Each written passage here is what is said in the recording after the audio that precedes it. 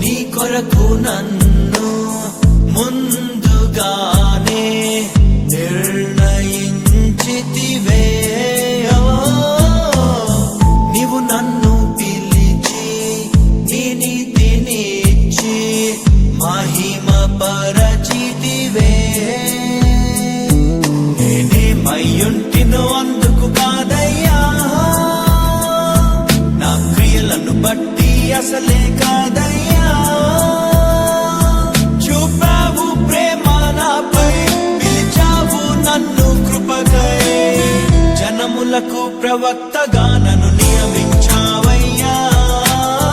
నా తల్లి గర్భము నందే ప్రతిష్ఠించావయ్యా.